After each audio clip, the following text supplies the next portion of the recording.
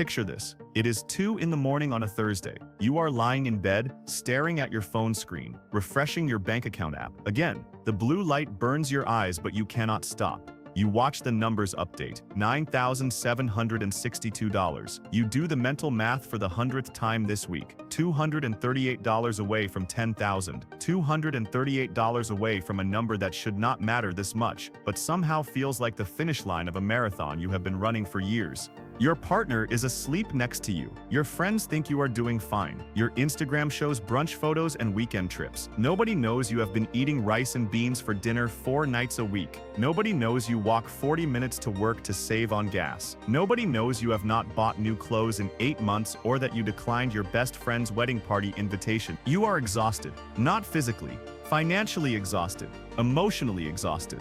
Exhausted from caring so much about something that seems to move slower than continental drift, and yet you cannot stop checking, because somewhere deep in your brain, you believe that when you hit $10,000, something will change. You will feel different. You will be different. The anxiety will stop. The constant mental calculator will turn off. You will finally be able to breathe. But here is the question that keeps you awake. What if you are wrong? What if $10,000 is just another arbitrary number? What if you sacrifice all this time and energy and nothing changes at all? Let me tell you something that will either terrify you or set you free. You are right. And you are wrong. $10,000 will not solve your life. It will not make you rich. It will not eliminate financial stress, but it will do something far more important. It will rewire your brain. It will change your identity. It will flip a switch in your psychology that has been stuck in the off position since you started trying to save money. And once that switch flips, everything you thought you knew about building wealth stops being theoretical and starts being real. My name is Bobby, and I have spent years studying why some people build wealth and others stay stuck in the same financial position for decades. And I can tell you with absolute certainty that the first $10,000 is not just a milestone, it is a transformation. The person who has $10,000 saved thinks differently than the person who has $3,000 saved. They behave differently. They make different choices. They see opportunities that were invisible before. And most importantly, they believe in their ability to build wealth in a way that no amount of motivational content could ever create. Today, we are going to break down exactly why this happens. We are going to talk about the brutal mathematics of small numbers, the psychology of visible progress, and the hidden forces that make saving feel impossible until suddenly it does not. Let me start with a number that explains why you feel stuck. The median American under 35 has $5,400 in savings, not the average. The median. Half of all young adults have less than that. They have less than 3 months of rent, less than 1 car repair, less than 1 trip to the emergency room. They are living on a financial tightrope, and one strong wind will knock them off. And here is the part that should make you angry. It is not because they are not trying. The personal savings rate in America is hovering around 4 to 5% of income. That means for every $1,000 someone earns, they are saving 40 to 50 bucks. That is 2 years of discipline and sacrifice to save $5,000 on a $50,000 salary. 2 full years to get to a number that barely covers emergencies. Do you understand why people give up? When you are saving $40 a month, being told to invest for compound interest feels like being told to water a seed and expect a forest by next Tuesday. The math does not math. The timeline does not work. The payoff is so far in the future that your brain treats it like it does not exist. This is the trap. The first few $1,000s of savings exist in a psychological dead zone. Progress is real but invisible. Effort is massive, but results are microscopic. You make every right choice and your account grows by $200. You check back a month later and it grew by another $150. At this pace, building real wealth feels like trying to fill a swimming pool with an eyedropper. Here is why. When you have $500 saved, earning 5% annual interest gives you $25 a year, $2 a month. You spend more than that on gum. When you have $2,000 saved at the same rate, you are earning $100 per year, $8 a month. Still not enough to notice. But when you hit $10,000, something changes. At 5%, you are earning $500 a year, $42 a month. Now we are talking about a number that shows up, a number that starts to feel like it is working for you rather than you working for it. And that psychological shift is everything. Because here is what actually happens at $10,000. You stop being someone who is trying to save money. You become someone who has money saved. That might sound like semantics, but it is not. Identity drives behavior, and when your identity shifts from someone who is struggling to save to someone who successfully saves, everything changes. Researchers studying savings behavior found that the single biggest predictor of whether someone continues saving is whether they have hit their first meaningful milestone, not their income, not their age, not their financial literacy. Their ability to see proof that their behavior produces results, and $10,000 is the first number that feels like proof. Before 10,000, saving feels like deprivation. You are giving up things you want now for a future that feels theoretical. After 10,000, saving feels like momentum. You are building something real. You have evidence that you can do this. Your brain stops fighting you and starts working with you. There is a study from Stanford that looked at how people relate to their future selves. They found that most people feel disconnected from the person they will be in 10 or 20 years. That future person feels like a stranger. So when you save money for that stranger, it feels like you are doing them a favor at your own expense. But when you have $10,000 saved, something shifts. The future becomes real. That future person stops being a stranger and starts being you, and people take care of themselves. Now let me hit you with the math that makes this even more real. Compound interest is invisible for years, and then suddenly it is not. There is something called the 8-4-3 rule in investing. It says that if you are consistently saving and investing, it takes about 8 years to reach your first milestone, then 4 years to double it, then 3 years to double it again. The numbers accelerate.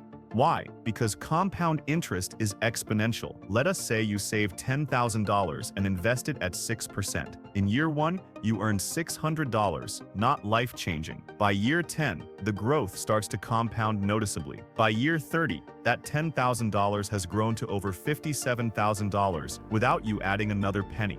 But here is the critical part. You cannot start the clock on those 30 years until you have the $10,000. Every year you delay getting to that first milestone is a year of compound growth you lose forever. The difference between starting at 25 and starting at 35 is potentially hundreds of thousands of dollars by retirement because of the compounding you missed. This is why people who get to $10,000 early in life build wealth faster, not because they earn more, because they started the exponential curve earlier. They gave time the chance to do the work that they cannot do themselves. Now let me talk about the psychological trap that keeps people from getting there. It is called lifestyle inflation, and it is murdering your ability to save. You graduate college making $45,000 a year. Money is tight, but you make it work. Then you get a raise, $55,000. Suddenly you can afford things you could not before. Better apartment, nicer car, more dinners out. Your lifestyle expands to match your income. Then you get another raise, $65,000. And again, lifestyle expands. And here is the trap. Your income went up 40%, but your savings did not, because every dollar you earned got absorbed by a lifestyle that grew to match it. The data on this is brutal. Studies show that millennials spend 13% of their budget on streaming services and subscriptions. That is before food delivery, which 31% admit they overspend on regularly, or the $128 per month on entertainment. Add it up.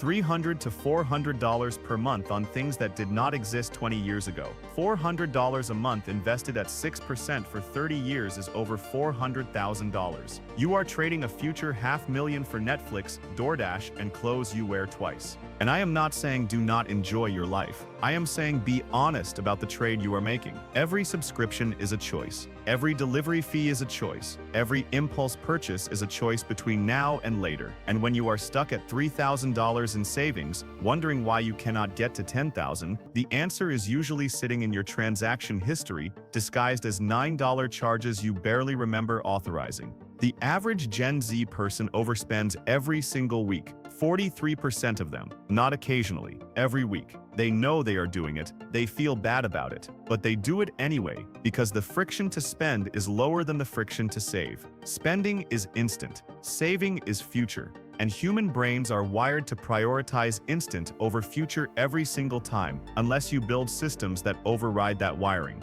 So let me tell you what actually works. Automation, not willpower, not discipline, not motivation. Automation. The single best predictor of whether someone saves consistently is whether saving happens automatically before they see the money. Here is the system. The day you get paid, money moves automatically, not when you remember, not when you feel like it, automatically. 10% minimum goes straight to savings. You never see it, you never touch it, you build your life on the 90% that is left. And I already know what you are thinking. 10% of my income is not enough to hit $10,000 anytime soon. You are right. If you make $50,000 a year, 10% is $5,000. It will take you 2 years to hit $10,000. But here is what you are missing. The goal is not to hit 10,000 as fast as possible. The goal is to become the kind of person who saves 10% automatically without thinking about it. Because once that becomes your baseline, once that is just what you do, increasing it to 15% or 20% is easy. You already built the habit. You already proved you can live on less. Now you are just turning up the dial. And here is where it gets interesting. Most people who hit $10,000 do not stop there. They keep going. Because by the time they hit 10,000, saving is part of their identity. It is not something they are trying to do, it is something they are. And people who are savers do not stop saving just because they hit a number. Now let me talk about the 3 mistakes that will kill your momentum before you even start. Mistake number 1 is treating your savings like a suggestion instead of a bill. You say you are going to save $400 this month. Then rent is due, then your car needs an oil change, then your friend has a birthday, and suddenly it is the end of the month and you saved $73 instead of $400. Here is the truth. Savings is not what is left over. Savings is what comes first. If you wait until the end of the month to see if there is money left to save, there will never be money left. The only way to save consistently is to remove choice from the equation. Automate it. Make it happen before you can talk yourself out of it. Treat it like rent, non-negotiable. Mistake number 2 is keeping your savings where you can see it and spend it. You have $4,000 saved in your checking account. One day you see the perfect jacket on sale. $400. You check your balance. $4,300. You can afford it. You buy it. Congratulations. You just turned 4 months of saving into a jacket you will wear 12 times. This is why you need a separate savings account, preferably at a different bank, somewhere that takes actual effort to access, because the friction between seeing money and spending money needs to be higher than 0. When your savings sits in checking, it feels available. When it sits in a separate account, it feels protected. And you need your brain to categorize it differently, or you will rob yourself blind without realizing it. Mistake number 3 is trying to get rich quick instead of getting rich slowly. You have $3,000 saved. You read about someone who made $50,000 trading crypto or flipping NFTs. And you think maybe that is the shortcut. Maybe you can skip the boring process of saving. Let me tell you what happens next. You take that $3,000 and put it into something risky. Either you lose most of it and you are back to 0, or you get lucky, double it. Think you figured out the game, bet bigger, and then lose it. Either way, you end up broke while the person who just kept saving $400 a month is at $12,000 and climbing. Here is the rule. Do not invest money you cannot afford to lose until you have $10,000 in cash savings. Period. No exceptions. The first $10,000 is about building a foundation, not chasing returns, not gambling, building, brick by boring brick.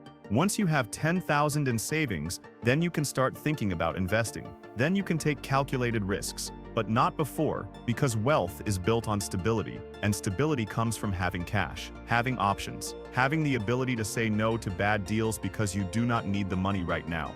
Let me give you an example. You are working a job that pays $50,000 a year. You hate it. Your boss is terrible, but you have $2,000 saved. Not enough to quit, not enough to take time off to find something better. So you stay. You stay for another year, another 5 years, because you cannot afford to leave.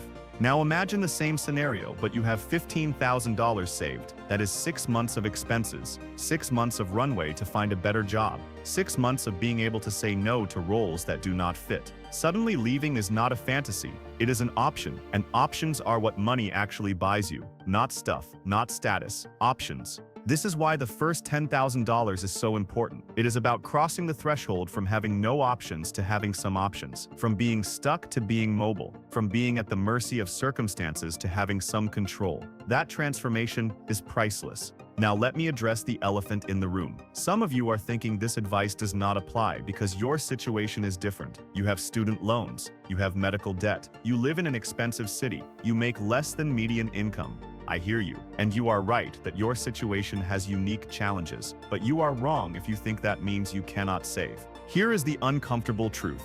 Everyone has a reason why saving is harder for them than for other people. Everyone has expenses that feel non-negotiable. But the people who build wealth do not wait for circumstances to be perfect. They work with the circumstances they have.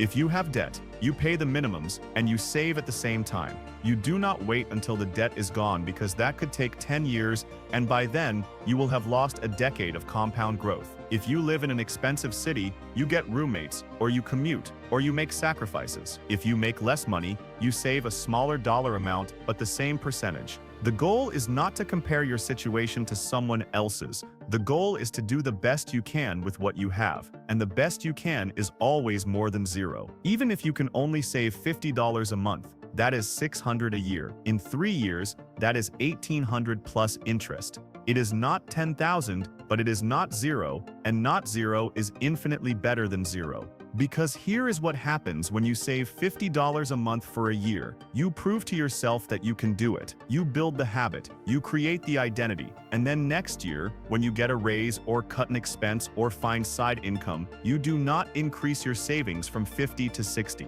You increase it from 50 to 100, because you already know you can live without that 50. This is how people go from saving nothing to saving 20% of their income, not all at once. Gradually, by building the habit at a level they can sustain and then increasing it as capacity increases. And people who do this do not feel deprived. They feel powerful, because they are proving every month that they control their money instead of their money controlling them. Let me tell you what financial freedom actually means. It does not mean being rich. It does not mean never working again. It means having enough saved that you can make decisions based on what you want instead of what you need. It means being able to leave a job that is killing you. It means being able to say no to people who want to take advantage of you. It means being able to handle an emergency without panicking. And that freedom starts at $10,000. Not because 10,000 makes you wealthy, but because 10,000 is enough to give you breathing room, enough to handle most emergencies without going into debt, enough to feel like you are not one bad month away from disaster, enough to shift your mindset from survival to strategy. When you have no money saved, every financial decision is made from fear. Can I afford this? What if something goes wrong? When you have 10,000 saved, decisions start being made from opportunity. Is this the best use of my money? Is there a better option? Fear versus opportunity. That is the difference $10,000 makes in your psychology. Here is your homework. Not next week, not when you feel ready. Right now, take out your phone, open your banking app, look at your last 3 months of transactions, find 3 subscriptions you do not use, cancel them, find 5 transactions for things you bought impulsively, add up what you spent. Now imagine if that money had gone to savings instead. I am going to guess you just found at least $100 a month. Probably more. That is $1,200 a year. Over 5 years, that is $6,000. You are halfway to 10,000 just by eliminating waste. And you have not even started trying yet. Now do this. Set up the automatic transfer. Today, 10% of your income, or whatever percentage you can sustain. Make it automatic. Make it immediate. Make it before you can talk yourself out of it, and then forget about it. Do not check your savings account every day. Just let it grow. In 6 months, look at it again. You will be shocked. Not because the amount is huge, because you did not think you could do it. You will have proof that you can save, that you can build something, that you are not stuck, and that proof will fuel the next 6 months. 2 years from now, you will hit $10,000, and when you do, you will understand what I have been trying to tell you. The first 10,000 does not make you rich. It makes you different. It makes you someone who can build wealth. And once you become that person, there is no limit to what you can build. Your first $10,000 is not a finish line. It is a starting line. It is the moment you stop being someone who wants to be wealthy and become someone who is building wealth. And that difference is everything. Stop reading. Start doing. The clock is ticking. 2 years from now is coming, whether you save or not. Make sure when it arrives you are not in the same place you are right now.